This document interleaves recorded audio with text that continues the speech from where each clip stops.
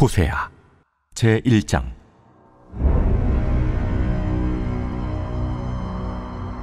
우시아와 요담과 아하스와 히스기야가 이어 유다 왕이 된 시대, 곧 요아스의 아들 여로보암이 이스라엘 왕이 된 시대에 부엘리의 아들 호세아에게 임한 여호와의 말씀이라.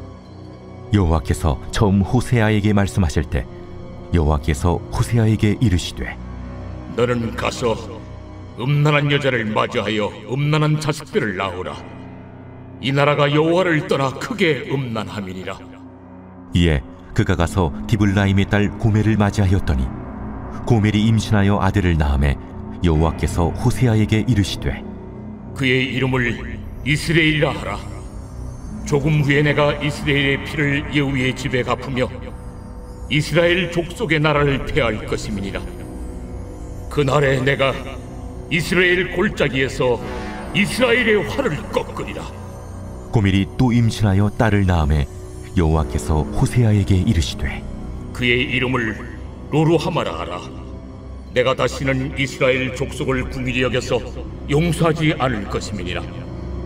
그러나 내가 유다 족속을 궁일히 여겨 그들의 하나님 여호와로 구원하겠고 활과 칼이나 전쟁이나 말과 마병으로 구원하지 아니하리라. 고멜이 로루하마를 젖댄 후에 또 임신하여 아들을 낳음에 여호와께서 이르시되, 그의 이름을 로암미라 하라. 너희는 내 백성이 아니요 나는 너희 하나님이 되지 아니할 것임이니라. 그러나 이스라엘 자손의 수가 바닷가의 모래같이 되어서 헤아릴 수도 없고 셀 수도 없을 것이며, 전에 그들에게 이르기를 너희는 내 백성이 아니라 한 그곳에서 그들에게 이르기를 너희는 살아계신 하나님의 아들들이라 할 것이라. 이에 유다 자손과 이스라엘 자손이 함께 모여 한 우두머리를 세우고 그 땅에서부터 올라오리니 이스라엘의 날이 클 것이미로다. 하나님이여, 사슴이 시냇물을 찾기에 갈급함같이 내 영혼이 주를 찾기에 갈급하나이다. 내 영혼이 하나님 곧 살아계시는 하나님을 갈망하나니 내가 어느 때에 나아가서 하나님의 얼굴을 배울까. 이 고백이 우리의 고백이 되길 소망합니다. 목마른 그 사슴의 갈급함, 사막을 헤매이는 그 사슴의 갈급함, 우리는 하나님을 향한 그러한 갈급함이 날마다 매 순간마다 있는지를 살펴 우리 마음의 심령 가운데 세상의 헛된 것을 향한 갈급함이 아니라 하나님 아버지 한 분만을 소망하는 그 한 분과 나는 떨어질 수가 없음을, 뗄 수 없음을 고백하는 갈급함이 우리의 심령, 영적인 갈급함이 있어야 될 줄을 믿습니다. 오늘 말씀을 통해서 여호와 하나님을 찾고 부르짖는 우리 공동체가 되기를 소망합니다. 본문 요약 한번 읽어보겠습니다. 시작. 하나님이 호세아에게 음란한 여자를 맞이하여 음란한 자식들을 낳으라고 명령하십니다. 호세아가 고멜을 맞이한 뒤에 자식을 낳자 하나님은 그들의 이름을 이스라엘, 로루하마, 로암이라고 지으십니다. 또한 남유다와 북이스라엘이 함께 모여 한 우두머리를 세우게 될 것이라고 말씀하십니다. 오늘부터 우리는 호세아 말씀을 보게 됩니다. 호세아 말씀은 구약성경의 소선지서에 가장 처음에 등장하는 책입니다. 대선지서, 소선지서라고 불리는데 그냥 간단히 분량에 따라서 그렇게 불릴 뿐입니다. 분량이 상대적으로 적기 때문에 소선지서라는 이름으로 불리웁니다. 이 호세아 선지자의 이름이죠. 선지자가 활동하던 시기가 언제쯤이었는가? 이것은 주전 770년에서 40년 그 사이쯤 됩니다. 그때쯤에 활동하고 기록되었던 그 책이 바로 이 호세아서입니다. 오늘 그 배경이 어느 때쯤인가를 또 더 자세하게 드러내고 있는 것이 이제 1절에서 드러나고 있죠. 우시아와 요담과 아하스와 히스기야가 이어 유다의 왕이 된 시대. 먼저 유다의 왕의 시대를 말해주고 있죠. 유다에는 이러이러한 4명의 왕이 다스리던 시대이며, 또한 북이스라엘에는 요아스의 아들 여로보암이 이스라엘의 왕이 된 시대다라고 합니다. 여기서 나오는 여로보암의 이 왕은 이스라엘의 그 여로보암 2세 왕을 말합니다. 첫 번째 여로보암 왕이 아니라 두 번째 여로보암 2세를 말하고 있는 시대입니다. 그때에 부엘리의 아들 호세아에게 임한 여호와의 말씀이라. 그때 당시 하나님의 말씀이 호세아 선지자에게 임하였다라고 합니다. 이때 당시 시대가 어떠했는가? 여로보암 왕이 2세가 다스리고 있던 이 시대는 이스라엘 역사상 꽤나 그래도 강성하였던 시대였습니다. 먹을 것이 풍족하였고 은과 금이 꽤나 있던 시대, 배부르고 등 따스웠던 그런 시대라고 보면 될 것 같습니다. 그렇게 잘 나가고 모든 근심 걱정이 없으며 무역이 이루어지고 나라에 평안이 있었던 시대, 표면적으로 그러하였던 시대입니다. 그러면 생각해 보십시오. 표면적으로 부유하고 풍요로운 그 시대에는 영적으로는 어떻겠습니까? 깊이 생각하지 않아도 금방 답이 나올 것입니다. 대체적으로 인간은 죄인인지라 죄성이 있기에 잘 나가고 번성하고 부강하고 평화로우면은 하나님을 떠나기 쉽습니다. 그대로입니다. 이때 당시에 너무나 먹고 잘 나가고 비록 이스라엘이 멸망하기까지 비록 30여 년밖에 남지 않았지만 그 미래와 장래를 알지 못하는 이 이스라엘 땅에는 부패가 만연해 있었으며 우상 숭배, 혼합 종교로 인해 하나님도 섬긴다고 하면서도 동시에 바알 신을 중심으로 많은 우상을 섬기고 그 안에서 온갖 음행과 간음함이 자행되었던 것, 이것은 지도자를 비롯하여서 모든 일반적인 백성까지도 만연해 있던 풍조가 바로 이러한 모습들이었습니다.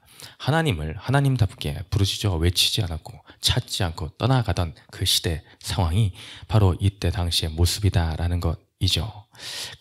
그런 상황에 있어서 이제 자기의 소견에 오른 대로 하나님의 뜻과 상관없이 살아가는 사람들 앞에 이제 하나님은 호세아 선지자에게 나타나 오늘의 이 말씀의 메시지를 주어주고 있다라는 것이죠.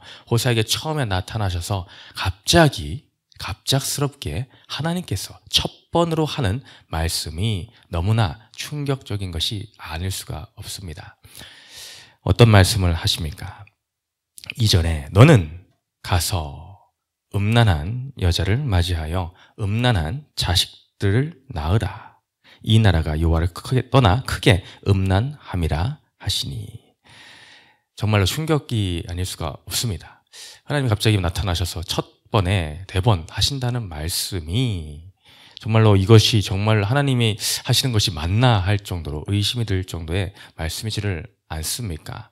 이것은 더군다나 선지자입니다. 선지자 호세아에게 나타나셔서 하신다는 말씀이 음란한 여인을 네 아내로 맞이하고 음란한 자식들을 낳으라 하십니다. 저 같으면 귀를 의심할 것 같습니다. 내가 잘못 들은 건 아닌가? 하나님이 무슨 마음으로 지금 이런 말씀을 나한테 하시는가? 하는 것이죠. 저 같으면 지금 저도 이제 빨리 구해야 되는데 그런데 누군가 와가지고 저기 음란한 여자를 내가 소개시켜 줄 테니까 한번 잘 살아보세요 라고 한다면은 이게 무슨 말인지 방구인지 뭔지 모를 정도의 혼란함을 가져오기 십상이겠죠. 더군다나 이 선지자에게 이런 말씀하신다는 것은 당시의 율법에도 당치 않은 말씀입니다. 감히 어떻게 이런 일이 가능할까? 그런데 호세아를 보십시오. 이런 말씀에 대해서 호세아는 3절에 더 나아가지도 않습니다. 2절에 하나님의 말씀에 대해서 3절에 이에 그가 가서 디블라임의 딸 고멜을 맞이하였더니 고멜이 임신하여 아들 낳았다라고 합니다. 그는 즉각적인 순종의 모습을 보여줍니다. 우리가 인생을 살아가면서 내가 아주 이해하지 못하겠는, 상식적으로도 이해하는 것은 사건이 내 삶 가운데 찾아올지도 모릅니다.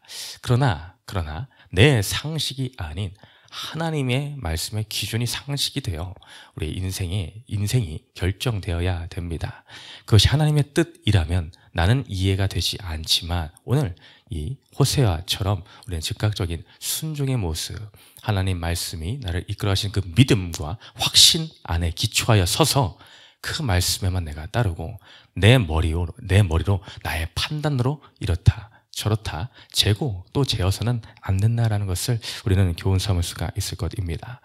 여기에는 분명한 하나님의 뜻이 있기 때문입니다. 그것은 여기서 앞서 2절의 후반절에 말한 것처럼 이 나라가 여호와를 떠나 크게 음란함이니라. 그 나라와 내 백성의 음란함을 하나님께서는 깨우쳐 알게 하기를 원하셨습니다. 여기서 그렇다면 호세아와 그 음란한 부인 고멜, 그 부부의 사이가 등장을 합니다. 성경에서 부부의 사이가 등장한다라고 하면은 이것은 확실하게 말하는 것입니다. 그것은 주님과 우리 성도의 관계를 알려주고 있는 것입니다. 부부라는 것은 작은 그림자, 작은 모형입니다. 예수 그리스도를 신랑으로 하고 그 예수 그리스도를 맞이하는 신부된 교회의 모습을 또한 알려주고 있는 것입니다. 그렇다면 여기서 고멜이 누구겠습니까? 이스라엘 백성의 실상을 하나님을 떠나 우상 숭배하는 바람난 그 자들의, 하나님을 떠난 자들의 그 신앙의 상태, 영적 상태를 알려준과 동시에 오늘날 우리의 상태를 알려주고 계신 것입니다. 음란한 자, 세상을 쫓아 살았던 자, 참 신랑 예수를 떠나 하나님의 품을 떠나서 이제 내 마음과 내 뜻대로 온갖 것을 우상 삼으며 살아왔던 우리의 그 모습, 그 신부를 맞이하여라. 그 여자를 너의 신부로 맞이하여라. 그러한 자들임에도 불구하고, 죄인 중에 괴수된 나 같은 자임에도 불구하고 하나님께서는 예수 그리스도를 신랑 보내셔서 신랑의 몸으로 오셔서 우리를 신부로 삼아 주셨다라는 것입니다. 나 같은 죄인을, 그런 모습, 나 음란 중에 있던 나를 주님은 사랑하시어 그럼에도 불구하고 포기치 않으시고 나를 신부로 맞아주신 놀라운 사랑을 이 현장을 통해서, 이 호세아의 이 고멜을 아내로 맞이하는 것을 통해서 알리고 싶은 큰 메시지가 있다라는 것이죠. 그래서 고멜을 맞이하고 나서 더군다나 이제 음란한 자녀를 낳게 됩니다. 3명의 자녀가 등장을 하죠. 아들, 딸, 아들, 이런 순서로 나옵니다. 첫 번째 아들의 이름까지도, 그 자녀들 이름까지도 알려주시는데, 첫 번째 자녀의 이름은 이스르엘이라고 합니다. 두 번째 딸의 이름은 로루하마라고 하고, 세 번째 아들은 로암미라하라 라고 하죠. 그 자녀들의 이름에까지도 의미가 주어져 있습니다. 너무나 저주스러운 의미가 아닐 수가 없습니다. 밑에 도움말을 보시면 참고가 될 것입니다. 거기 보면은 의미들이 나와 있죠. 이스라엘이라는 의미는 하나님이 흩으실 것이다 라는 뜻이라고 되어 있습니다. 또한 두 번째 로루하마는 긍휼히 여김을 받는다, 받지 못한다, 받지 못한다. 세 번째 로암미는 내 아들이다, 아니다, 아니다 라고 되어 있습니다. 너무나 부정적이고 정말 절망적인 이름이 아닐 수가 없습니다. 이 또한 너희들의 죄의 결과임을 하나님께서는 알려주고 있습니다. 너희가 죄인된 자들로서 너희들의 결국, 하나님을 떠난 자들의 결국은 죄의 것을 낳을 수밖에 없는 너희들의 신앙적인 그런 상태, 영적인 무지의 상태, 하나님을 떠나 끊어지는 것, 흩어짐을 선택하는 너희들의 상태를 하나님은 이 말씀을 통해서 확실하게 드러내주고 계시다라는 것이죠. 그렇다면 하나님의 마음을 우리는 잘 알아야 됩니다. 하나님의 중심, 하나님의 본심을 우리는 알아야 됩니다. 왜 이렇게까지 하실까? 왜 이렇게까지? 호세아는 또한 무슨 잘못인가? 너무나 불쌍한 것 같기도 하고, 개인적으로 이렇게 감정을 이입이 된다면 호세아의 인생이 너무나 불쌍하지 않겠습니까? 근데 하나님께서 단지 호세아를 골탕을 먹이시고 이 이스라엘 백성을 저주하시고 심판하시고 끝장을 내시기 위해서 이러한 일을 하셨겠습니까? 더군다나 방금 끝장이라는 표현을 했는데 고멜이라는 이름에까지도 그런 의미가 있습니다. 끝이라는 의미가 고멜입니다. 끝장을 본다라는 거죠. 음란함으로, 음탕함으로 끝장을 볼 수밖에 없는 인생. 하나님의 본심이 그러나 심판 그 자체에 있지 않음을 우리는 깨달아야 됩니다. 우리는 앞서 욥기의 말씀 어제까지 보았습니다. 욥에게 내려진 고난 자체의 의미가 있지 않다라고 하였습니다. 고난을 통해 하나님을 제대로 아는 것, 하나님이 어떤 분인지를 온전히 그 관계를 회복하며 그 하나님 안에서 참 소망과 평안을 누리는 것, 하나님 자체의 목적이 있다는 것이죠. 오늘 말씀에서 이 하나님께서 우리에게 주신 메시지 또한, 호세아서를 통해 주시는 주제 또한 그렇습니다. 백성을 향한, 다른 백성이 아닌 자기 백성을 향한 하나님의 신실하신 사랑하심이 호세아서에는 여실하게 드러나 있습니다. 하나님께서는 우리를 싫어하셔서 우리를 저주하시며 심판하시는 것이 아닙니다. 오늘 그 아들들의 이름을 이스라엘, 로루하마, 로암미라고 부르는 것도 하나님의 목적이 그 자체에 있지는 않습니다. 그것을 통해 하나님의 언약 백성 삼으신 선택되어진 택함 받은 자녀들을 향한 사랑이 드러나 있다라는 것이죠. 그것을 우리는 머지않아 금방금방 말씀을 통해서 발견할 수 있게 됩니다. 오늘 10절 말씀, 11절 말씀에서도 확실하게 드러나 있죠. 그러나 이스라엘 자손의 수가 바닷가에 모래같이 되어 헤아릴 수도 없고 셀 수도 없을 것이며 10절 마지막에 너희는 살아계신 하나님의 아들들이라 할 것이라. 이게 무슨 말씀이십니까? 갑자기 완전 바뀌지 않습니까? 앞서 로암민이 로르하마라니 이렇게 저주의 그런 메시지가 있었는데 그것이 아니라 금방 바뀌어서 너희들이 모래와 같이 셀 수도 없게 될 것이다. 너희는 하나님의 아들들이라 라고 할 것이다. 더 나아가 11절에서는 유다 자손과 이스라엘 자손이 함께 모여 한 우두머리를 세우고 그 땅에서부터 올라오리니 이스라엘 날이 클 것이미로다. 한 우두머리를 세우신다. 이것은 메시아를 이미 벌써부터 예언해주고 계십니다. 궁극적인 하나됨, 너희가 하나 되어 함께 모여 올라올 것이 있는데 그 올라오는 것, 그것이 회복의 온전한 자리로 가는 것은 예수 그리스도라는 한 우두머리 대신 그분을 통한 회복을 여기까지 또한 말씀해주고 계십니다. 또한 우리가 로르하마하고 로암미라는 이름을 보았는데 이게 로라고 공통적으로 붙어 있습니다. 이것이 무슨 의미일까라는 것은 아까 해석되었듯이 긍휼히 여김을 받지 못한 자, 그리고 로암미는 내 아들이 아니다라는 걸 통해서 공통적인 부분이 부정적인 표현입니다. 아니다. 로라는 뜻이 아니다라는 의미가 있습니다. 아니다. 근데 내일 보겠지만 바로 2장 1절에 들어가서 하나님께서는 로를 다 떼시고 부르십니다. 바로 떼시고 루하마, 암미라 부를 것이다 라고 하죠. 하나님의 본심은 여기에 있습니다. 우리가 심판받고 저주받는 것에 끝으로 목적이 있는 것이 아니라 하나님의 본심, 내 참 아버지 되시며 신랑 되신 그분의 본심은 회복입니다. 하나님께로 나오는 회복, 그것이 우리를 향한 아버지 하나님의 신실하신 사랑하심입니다. 그러므로 이 호세아서의 주제가 무엇입니까? 6장에 그 주제가 분명히 드러나 있죠. 오라 우리가 여호와께로 돌아가자. 또한 3절에 우리가 여호와를 알자. 힘써 여호와를 알자. 오늘 우리의 삶이 또한 호세아서를 보면서 우리의 삶이 이렇게 여호와를 더 알아. 아버지의 마음은 어디에 있을까? 나를 향한 아버지의 뜻은 무엇일까가 내 인생의 질문이 되고 또한 주님을 향한 가까이 가는 우리들의 마음이 되시기를 주님의 이름으로 간절히 축원드립니다. 아멘. 우리 두 번째 질문 읽겠습니다. 두 번째 질문 읽어봅니다. 시작. 내가 말씀으로 경고를 들었음에도 아직 끊어내지 않고 있는 죄악은 무엇입니까?